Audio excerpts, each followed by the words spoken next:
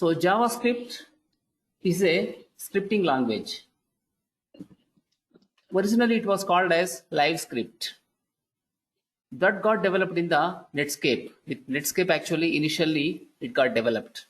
Have you heard of Netscape Navigator browser? Long back we used to use it, Netscape Navigator. Okay, so with the Netscape Navigator, they developed a live script. It was called as live script at the time. But see, they improved many features of this particular live script with the help of the Java community. So Java is from Sun Microsystems. They developed actually Java language there. Okay, so who developed Java language? All of you know well, I think. So Java was developed by James Gosling, we say. So James Gosling, opposite to his opposite to his office actually, his desktop, there is an oak tree. By looking at oak tree, he has developed Java language. So that's why initially he wanted to name it as Oak. Okay, it was basically for set-top boxes. Initially, they developed for set-top boxes. But at that time, we did not have the smart TVs. In 1995, Java was developed in 1990. First time it was released in 1995. So at that time, we did not have these smart TVs. Having color TV was great at the time. We never had smart TVs at the time. So basically for set-top boxes, he wanted to create it. Since there were not smart TVs at the time, he changed it to general purpose, a programming language. Okay, so Mozilla initially worked with Java because Java community or Java developers from the Sun Microsystems, they helped a lot. As a gratitude, they named it as JavaScript. So with that, it has become famous. Just like JavaScript, we have one more type of script. It's called as VB script. VB script runs only in the Edge and in the Internet Explorer because this is from the Microsoft. Only in Microsoft products it works. That means in the Internet Explorer or in the Edge it works. But JavaScript works everywhere. In all the browsers it works. So that is the beauty of JavaScript.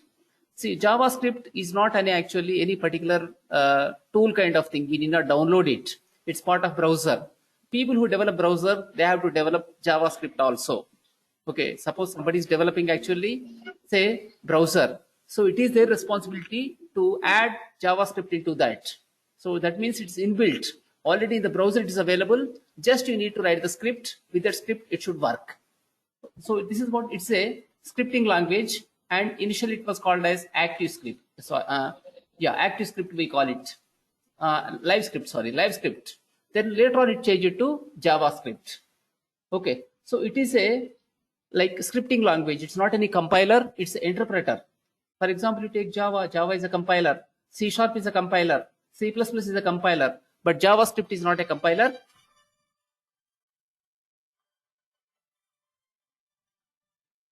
JavaScript belongs to, C family of languages. So syntax and everything is something similar to C language. Okay, but it's not a C language. It's actually not a compiler. It's a interpreter. Okay, so with the help of this JavaScript, we can make actually the web dynamic. To make the web pages dynamic, so JavaScript is needed. So the core things in the web is, in a web page is the content we get with HTML, then CSS, other thing is what? JavaScript. And JavaScript, if you want to turn off, you can turn off from the browser, but interactivity you lose if you turn off the say JavaScript feature. So JavaScript, if you require, you can use it. Otherwise, you can actually turn off in the browser. In the browser, you can turn off the scripting. So with that, it will not work. But if it does not work, then you lose actually much functionality. The dynamics of the pages you lose. These days, it is used very heavily. Everywhere people are using JavaScript a lot. Okay. So as I told, it's a scripting language and it is a interpreter. JavaScript is nothing but interpreter. So where do we write JavaScript code? JavaScript code always we write in the script tag. You need to have a script block. In the block you need to write. That can be anywhere. That can be the header part, or that can be anywhere in the body also. Wherever you want to write, you can write. So you can write like this. Here, this is what a style element. Then in the style, I put here script. Then I can write the language, JavaScript code I can write here. I can put something like script here. Then I want to go with some message. Say alert. Alert is nothing but a dialog box. In the JavaScript it is available. I write like welcome to JavaScript.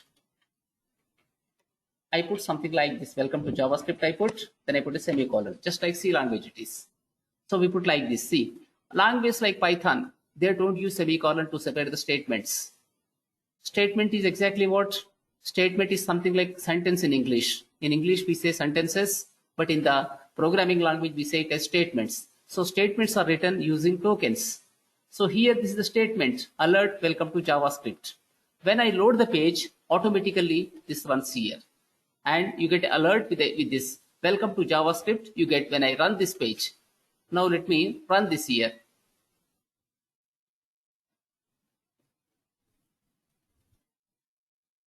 Okay, I'm going to run this. It says, welcome to JavaScript.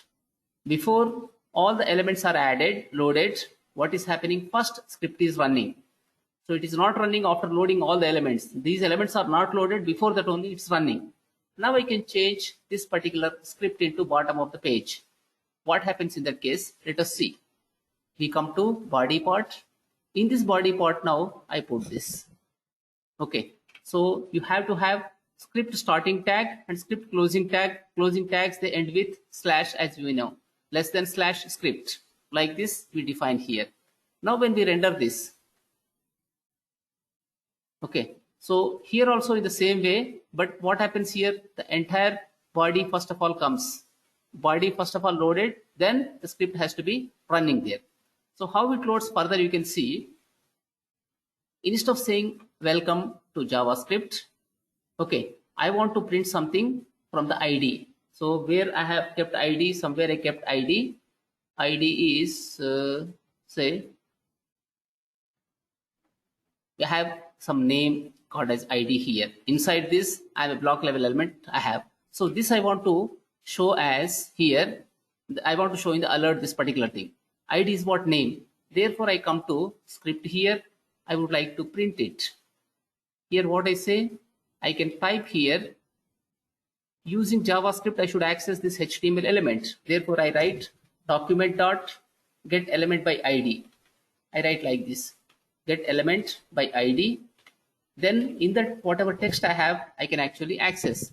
What is the ID? This is name. I type here name. Then after that, I go with the text. Inside this, I have text. I should go with here inner text. I write this as inner. Here I write inner text. So when I type here like this, it should actually print whatever text we have inside this. I am not a block level element, that has to be printed in this when I say inner text. Now run this, how it works. It says I am not a block level element. Okay, and it is getting printed here. So what is happening? After a document is loaded, it is getting printed. Same piece of text if I remove into the header part, what happens? See, I come to header part. So here I want to put it. After style, I can go with the script part. This time it is going to be showing error for us. I try to refresh. What is happening here? Nothing is happening, it's giving error. So how can you see errors? You can right click in this, then go to inspect, and in the console you can see uncaught type error, cannot read property, inner text of null. Okay, so you are not getting anything, inner text of null, it is nothing but error because the ID is not available so far for us. The page is not created.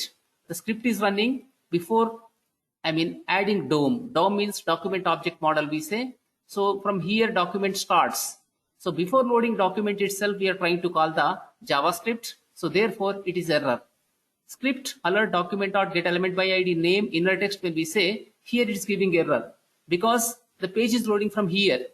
Continue, it is loading, and whenever it encounters this particular script tag, it's executing straight away. The code is getting executed. But inside this, what we are doing, document dot get element by ID name. So using name, we are trying to get the element. We are getting the hold of the element, and in that whatever inner text we have, we are trying to retrieve. So what happens with that? It gives error because so far this is not available in the document. It's not loaded. So once this is loaded, the element is available, but this is not loaded in the browser. So therefore it gives error. And here what we are getting, we get a console. So console meaning is what? It's one of the objects. For debugging purpose, we can use it. For debug purpose, we can use this one. Console.log, when we say, you can see here the debug. That means instead of going with alert, we can go with console. So alert is nothing but dialog box. It stops, further rendering, it stops. Okay. So instead of that, we can go with the console.log. Here it is going to print. We call this as console. So console.log means it logs information into this window. So what happened here now? It is unable to get the element. So it is nothing but null. Same thing if I move now after this particular thing. I say Control X. Now I put here in the body after element is loaded. Now here what is happening? Element is getting loaded. So element is available. Because of that, when it is running script here, it is available. So therefore without error, it works. Now see, I am not a block level element. It says like this, it is working. So here we are adding some behavior using JavaScript. Okay, so this is actually a JavaScript simple piece I have written. In between the script tags, I have written this. Alert is what? Alert is a basic dialog box. It is prompting us. It's showing something, some message we are getting from the alert. So these are called as actually message boxes. Alert is one message box. Confirm is another message box. Prompt is actually one more message box. We have 3 message boxes in the JavaScript. So alert is one such message box.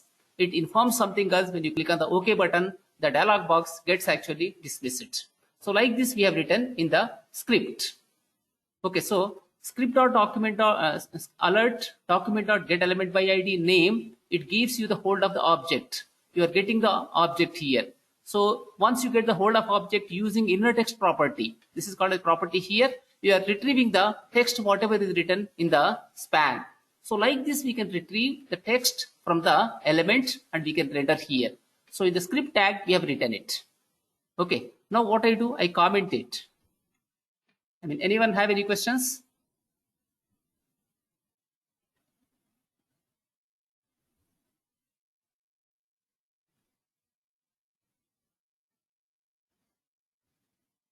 No, sir.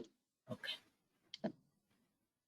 Now I want to add something to the script. As I told just now, I want to add comments. How can we add comments? Using here I added some comment. If you go to this part, I added some comment in the CSS. So CSS commenting, we use star slash star, then comment we put star slash. This is the styling for CSS. Now suppose I want to style the HTML. How can I style it? Sorry, how can I comment it? I can comment like this. This is less than exclamation. This is HTML body I put. Okay, this is HTML body. Then what I do, I can go like this. So this is called as comment. HTML content you can comment using this kind of thing. So this is called as commenting. Why do we need commenting? What is the necessity of commenting? Commenting actually improves readability. Okay, whatever language you may choose, depending on the language, in different ways you actually go for commenting. Sometimes use single line, sometimes multi-line you use. Suppose in the C language, you can go with slash slash for single line comment. For multiple lines, we use slash star. Then you can put comments. End of the comment you can mark using star slash, as I am doing in the CSS. Same kind of thing we do in the C language for multi-line commenting. In the C, in the C++, in the Java, in the C#, in JavaScript, we use same thing. Okay, so this is what multi-line comment we can say. This is nothing but multi-line commenting. Okay, similarly in the Python, how we can go with commenting? Using hash key, we can comment in Python language. So depending on the language, we use actually different way of commenting things.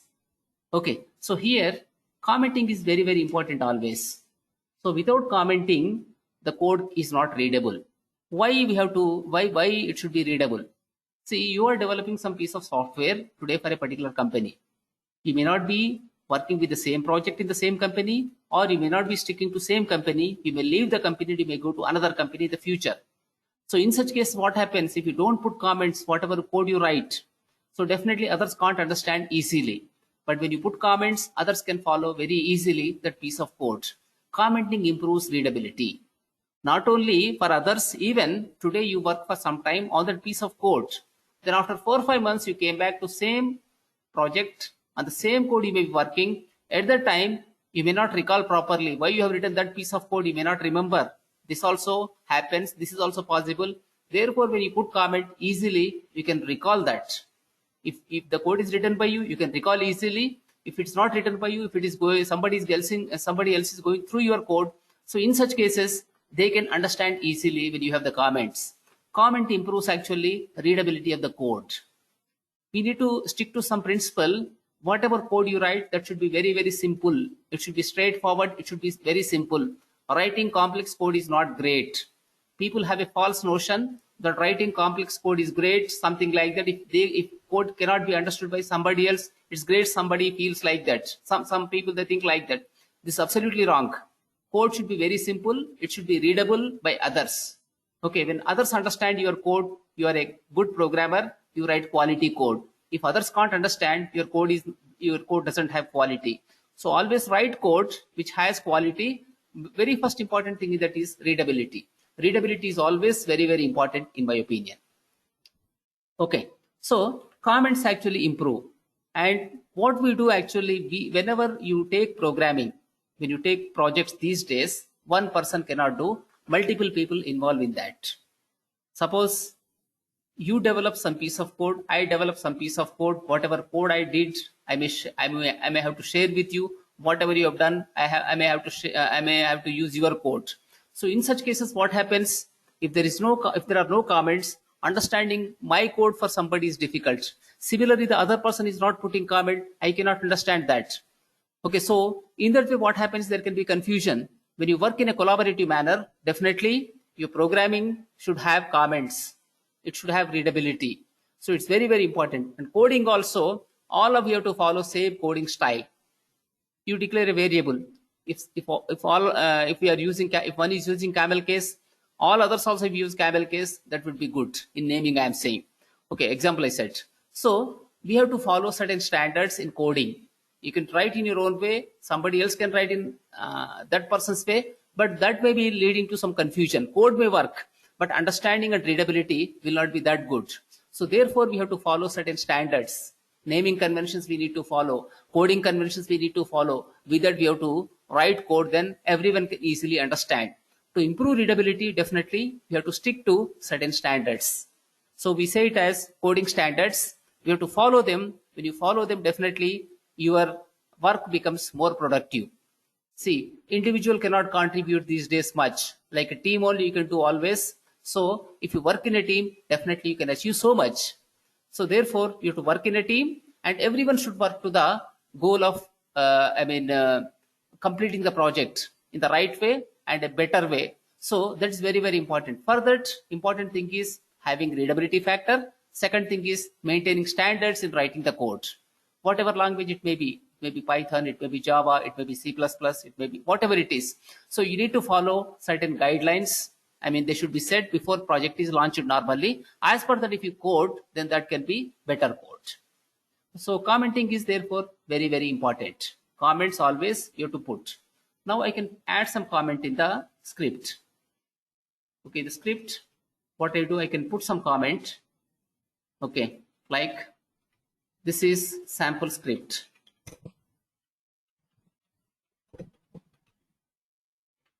Like this, I can put a comment. This is what a single line comment. I can go with the multi-line comment also. That means multiple lines you can have. So in such cases, we go with the /*. I can write multi. Then I come into this one line. I can come to one more line. Then I put comment. Like this also, you can put it. This is called as multi-line comment. Comment can be spanning more than one line. Over one line, it can be spanning. So such comments can be called as multi-line comments. Whereas this is what here, it's a single line comment. You can do single line or you can go with multi-line comment depending on the requirement. And if you want to make your core code more and more readable, go with multi-line comment. So in one line, if it is not succinct, that means clearly if you cannot describe, then try to go with multi-line comments. Multi-line comments always improve the readability of the code in a clear way. So single line also they improve, but it is not that clear actually. Overall you put there, but if you want to explain detail, go with the multi-line comment. So this is about actually commenting. The next thing is, in every programming language, we have a concept called data types. Okay, every language has certain data types. Same way, here also we have some data types in the JavaScript. Very first thing is number. When we talk about number, there are two types of numbers in the JavaScript. One is absolute. Other one is what? Approximate. Okay, absolute and approximate. In the absolute, integers come. In the approximate, floating point numbers come. Floating point numbers always may not be complete. They may be approximate only. They cannot be absolute. Always they cannot be absolute. So sometimes what happens, approximately you have to take value. So that's why we call it as approximate numbers. Numbers can be absolute or it can be approximate. Absolute means, suppose 10 by 2, when you say, you get absolute value. So whenever you go with the absolute, suppose you take 10 by 2, you get 5, which is nothing but absolute. But when you take approximate, 10 by 3, so you can never get actually, absolute value. Therefore, that can be approximate. Then we have strings. Okay, so strings also we have in the JavaScript. A string is nothing but which you write in either single quote or in double quotes. You may put in single quote or you may put in double quote. This is called as a string. So whenever you put something in single quote or double quote, it's string. But numbers, how they are, like it is 100, then 200.3. So these can be numbers. But when you work with the strings, string either in single quote or in double quotes, you can put. Both are actually acceptable. Okay. In the Python also same thing. Either you can put in single quotes or you can put in double quotes. But in the C language, C++, Java, C#, you need to put in double quotes. You have to put only in double quotes. And apart from that, we have actually here certain special characters called as escape sequence. We may write /A. This is called as alert. /B is backspace. /N is what? New line. /T is what exactly? Tab character. Okay. So /R is here carriage return. So like this we say, these are called as special purpose characters. They have some meaning. So these are called as backslash characters also. /A, /B is backspace, /N is enter key, /T is actually tab key, /R is going to be return, carriage return we say. So like this, we have certain special characters we put in the backslash characters we say. So we write them /A, it gives you sound alert basically. So such characters are also we have. Strings are nothing but group of characters which we write in single quote or we write in the double quotes. So strings also we have in the JavaScript. Then we have Boolean type of data. So Boolean meaning is what? Either true or false. Either true or false. This is called as here Boolean. Okay, we call this as Boolean. Then we have null. So null meaning is what? You declared a variable, but you haven't assigned, you might have assigned something, so that can be null. I write something like this, where x equal to, I can put null. Null means what? It is a null object. In the Java also we have such thing. In the C also we have null. In the C++ we have. In those languages also we have null. Null is nothing but nothing. Okay. In the Python, what we call it? We call it as none, N-O-N-E. So in the JavaScript we say it as null. In the Python we call it as N-O-N-E, none. We say in the Python it as none. None means what? It is not referring anything. So it is called as a null object here. Similarly, we have nothing. So nothing meaning is undefined. So when you say undefined, it may be like where I put p. When I put where p is undefined here. I have declared variable, but it's no data in that. I haven't associated any data. So therefore, I declared a variable is available, but it is not defined properly. So p is what here? Undefined. I can say this particular thing as undefined. Okay. So similarly, we have here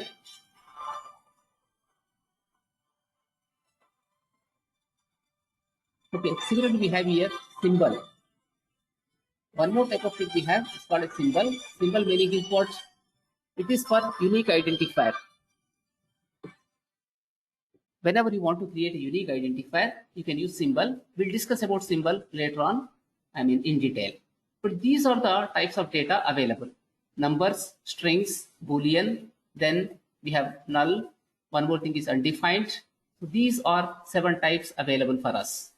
Okay, numbers is one type, strings another type, boolean one more type we have, null, undefined, then one more thing is what here, symbol. Like these 7 different types of data is available for us. So now we work with some data in this. Just a minute, please.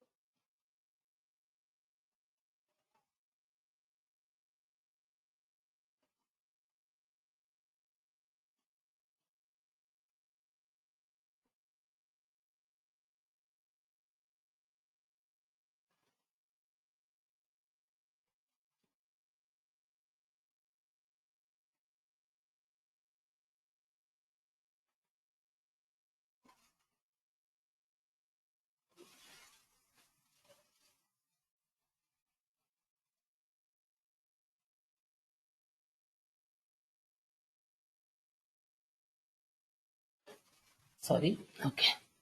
So these are the 7 types of data available for us. So using these 7 types, we can handle data inside the JavaScript. Okay. So let us try to work on this data now. How to declare a variable? Let us see in this.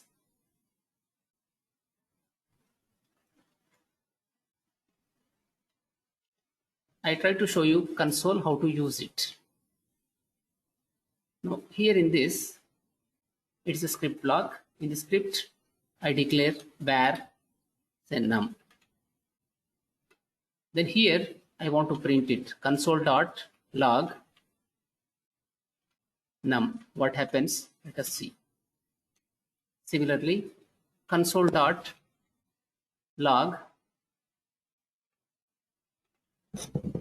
I put this as type of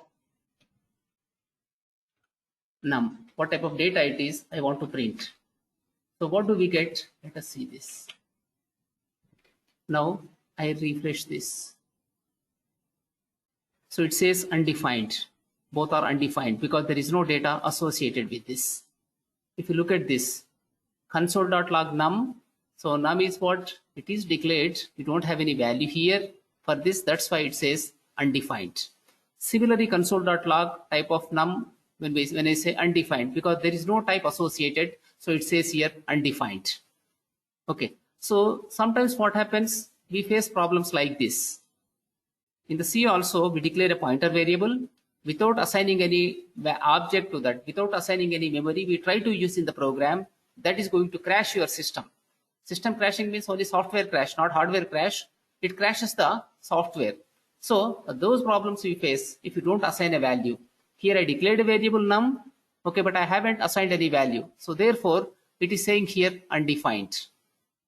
2 times it's saying undefined. Now here what I do, I change the value for it. Okay, I can change the value for it. Here I write num equal to say some 10. Now I go with the type of thing. What happens? See. Okay, I come to this point and try to print here 10. What happens here in this case? We refresh it.